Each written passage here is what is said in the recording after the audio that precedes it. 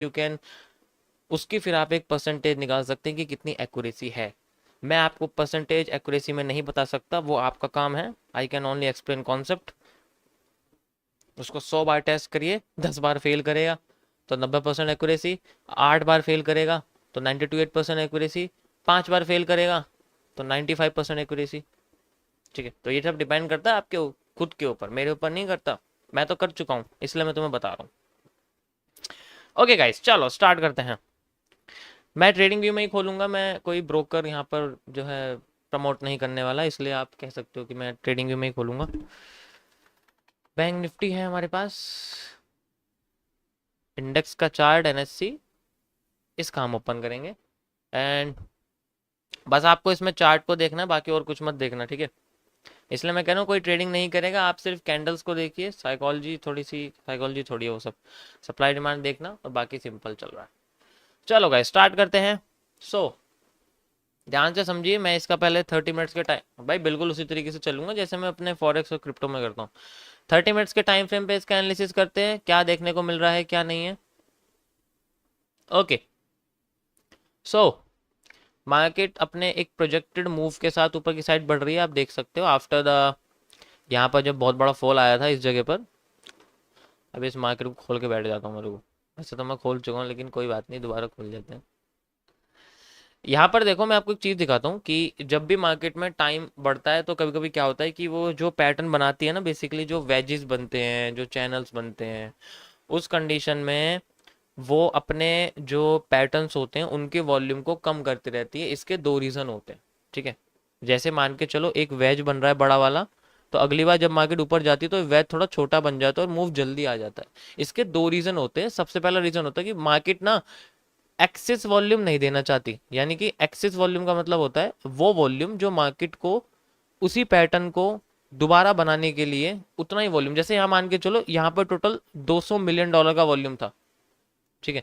तो अगली बार market 200 million dollar में अपने आप को ऊपर ले जाने की कोशिश नहीं करेगी। उसे पता है कि 200 मिलियन डॉलर में जो पैटर्न बना था यहाँ पर, वो आधे वॉल्यूम में हम बना सकते हैं, तो इसलिए एक्सेस वॉल्यूम यूज नहीं करती है। इसके कारण दूसरा कंडीशन क्रिएट हो जाती है कि जो पैटर्न होते हैं ना, वो स्मॉलर बनने शुरू हो जाते हैं।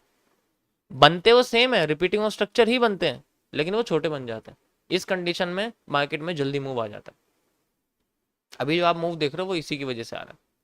तो ये जो पैटर्न आपके सामने देखने को मिला है, ये वही वेज है जो आपके सामने यहां पर देखने को मिला। ये बहुत छोटा हो गया है, ध्यान से देखो, ये बहुत छोटा हो गया है। यहाँ पर जितना वॉल्यूम था उसका आधा है। डेट एंड रेंज एनालिसिस के कॉन्सेप्ट के हिसाब से आप खुद समझ सकते हो, जब मार्केट ने यहाँ से शुरुआत करी थी एग्जैक्ट यहाँ से, इसका आधा देखो टाइम लिया है, बस आधा देख रहे हो, आधा आधा वाला हिस्सा देखो, सिर्फ आधा। यानी कि जो इसने 200 दिन में बनाया था वो इसने सिर्फ 100 दिन में बना दिया। इस तरीके से वो अपना वॉल्यूम कम करती है ताकि और अच्छा खासा मूव निकाल सके। उसके बाद देखो यहाँ पर जो मूव था वो अच्छा खासा आया, तब यहाँ पर भी मूव देखो अच्छा खासा। तो ये जो आप मूव देख रहे हो ये बेसिकली इसी के जैसा कॉपी पेस्ट हो रहा है।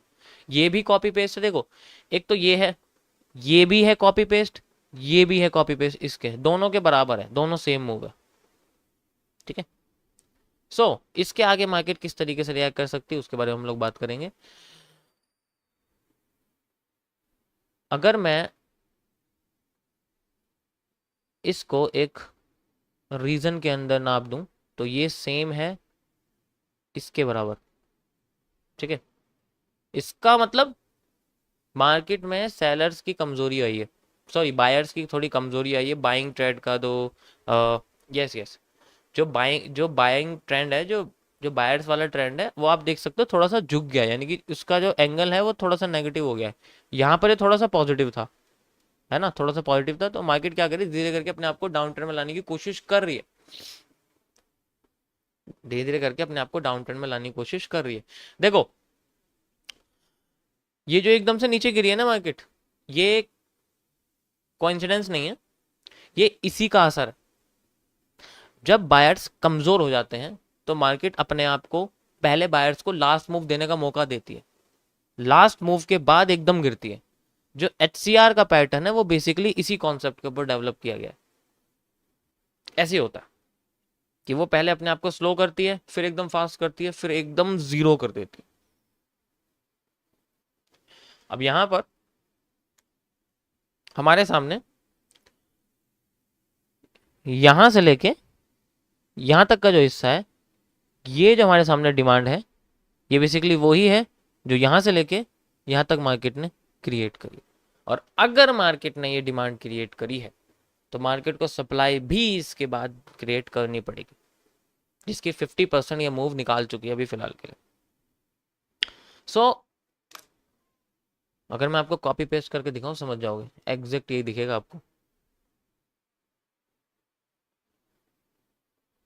दिखा? समझ आया? ये रहा।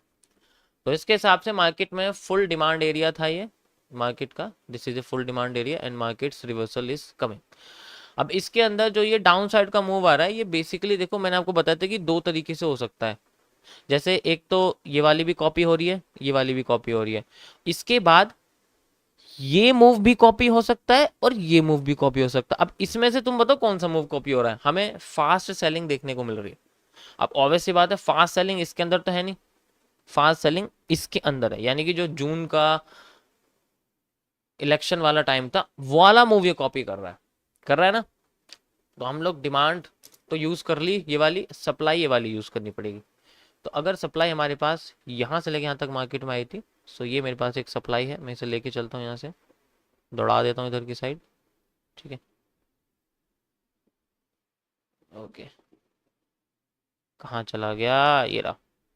सो ये मेरे पास एक सप्लाई जो मैंने यहाँ से क्रिएट कर दी। अब इसके 100% जो इसकी सप्लाई है वो बैठती है, देखो यहाँ तक, ये जो है 100% सप्लाई यहाँ तक बैठती है।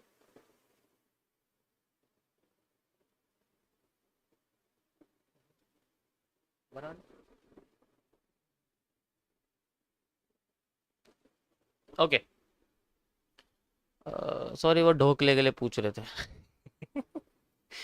सुबह सुबह मेरा ढोकला खाने का मन कर गया तो मैंने सोचा यार मंगा लूँ, ढोकला बहुत पसंद है।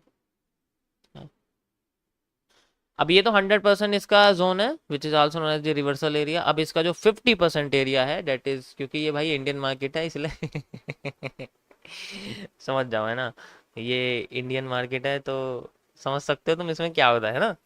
तो बस इसलिए समझने के लिए हमें इसमें 50% एरिया भी लेना पड़ेगा, और वही which is also known as the central zone reversal area. Okay, अब देखो तुम एक चीज दिखाता हूँ मैं। इसके अंदर जो बेसिकली आपको एक मूव देखने को मिल रहा है वो एंगल्ड है, मतलब इस तरीके से चल रहा है। तो फुल सप्लाई आ तो सकती है, लेकिन उस कंडीशन में मार्केट में हमें ये भी समझना पड़ेगा कि इसका जो एक ट्रेंडिंग एरिया है वो ट्रेंड लाइन बेस्ड है, यानी कि हो सकता है कि मार्केट पहले यहाँ पर आए, बाउंस बैक करे, और फिर बाद में ऐसे आए, फिर यहाँ पर ऐसे करके जा सकती है। इट कैन बी पॉसिबल, क्योंकि यहाँ पर इसने यही एक्टिविटी पहले करी भी थी, ठीक है, ये एक्टिविटी करी थी। तो अगर ये पूरा करके और नीचे आ जाती तब तो कोई दिक्कत नहीं, तब तो ये फिर बाद में नीचे आने की कोशिश करेगी ऐसे ऐसे करके, ठीक है, फिर ये डाउन साइड होने की कोशिश कर सकती है। तो ये दो स्ट्रक्चर्स हैं जो इसके हो सकते हैं guys according to this area.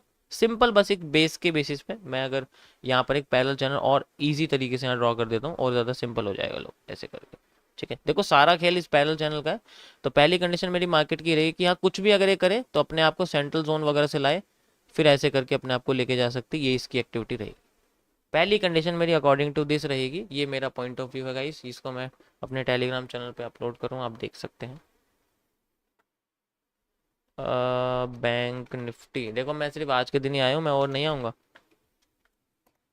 क्योंकि मेरे बस की नहीं है सुबह 9 बजे उठ के जो है मार्केट की सफ़ेद सफ़ेद चादर को देखना यहाँ स्क्रीन पर। सेकंड कंडीशन क्या हो सकती है उस बारे में हम लोग बात करेंगे। देखो सेकंड कंडीशन है, हमें पहले का स्ट्रक्चर समझना पड़ेगा कि हम लोग मार्केट को ऐसे बैंडिंग नहीं समझ सकते, क्योंकि ये पॉसिबल नहीं है, क्योंकि मार्केट अपने आप को पहले ऐसे बैंड करके लाई है। तो अगर बैंडिंग मिलेगी तो ऐसे बैंडिंग मिल सकती है।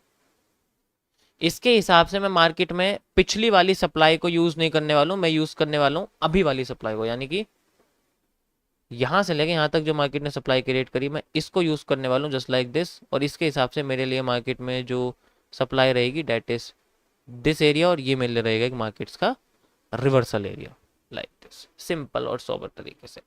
और ये एक HCR पैटर्न का भी एक ब्रेकआउट माना जाएगा। अगर यहाँ मार्केट आती है तो एक फेकआउट देगी और फिर बाद में अपने आप को कंटिन्यू करने की कोशिश कर सकती है।